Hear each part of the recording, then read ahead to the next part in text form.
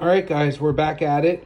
We are going to make some smoked salmon, and here are our lovely salmon fillets that we got from Wegmans. Thanks, Wegmans. We are going to smoke our salmon with sugar, brown sugar, kosher salt, dill, and thyme. And we're also going to do pepper, but that's not here right now. And here again is our chef. Hi, I just want to tell you that I am Jewish, and one of the things that Jewish people like to eat is smoked salmon. The way that we're smoking this salmon is more like a kippered salmon, if you've ever heard of it.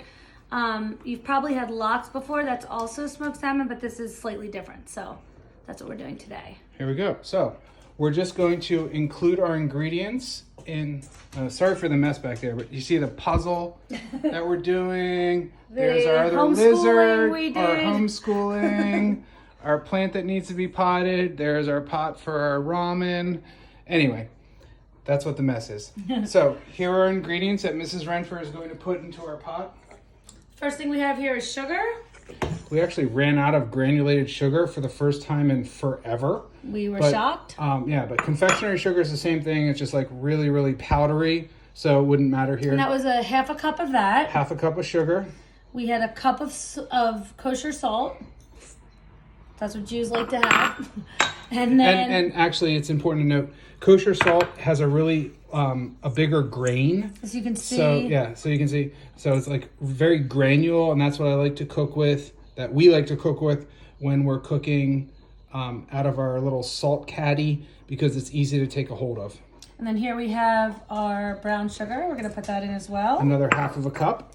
And give it a stir. And we can give it a stir. The brown sugar may have been sugar. a tad old, so it's got a little... But not too old to eat. Yeah, so there are a couple pieces there. And that's a little we bit might actually have to put that in a blender. Yep. We're going to add some dill, which is something that Jewish food also love. Is that enough? Yeah. Okay. A little bit more. A little bit more, because there's never enough dill in this world for Jews. All right. And we're going to also add a little bit of thyme. How much? And because it is called a cure, we're going to add a lot, because it's going to be actually washed off of the fish. Washed off of the fish after we cure it for a whole 24-hour period. So just mix it up. Do you want to explain what a cure is? Yeah, so a cure is we're instilling a lot of salt into the fish. This is something that people did traditionally to keep their fish from spoiling. So salting it and then smoking it removed the moisture, and then the salt also acted as an antibacterial agent. So this is the way that which people we can all use right now.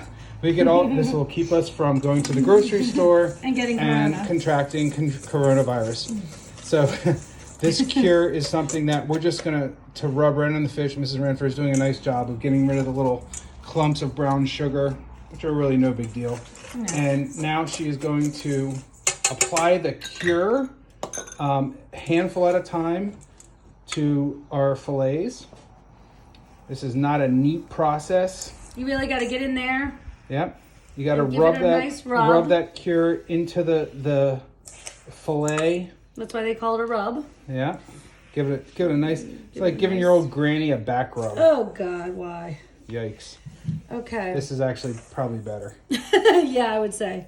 So you get in there, get the salt and the sugar in there. And should we just use it all? Nope. We're gonna reserve a little bit. Is that enough to reserve? Yep. Or? Okay. So we have this rub on this salmon here. Then we're gonna take those salmon fillets and put them into this very old but large and wonderful pan. Many a roast has been cooked here, and Mrs. Renfer is actually going to turn those fillets in the other direction. Ooh, beautiful! You can see the beautiful skin on those salmon fillets, and she's going to put the remainder of the cure on the back of the skin. There's still some in there. And all this? Yep. Okay.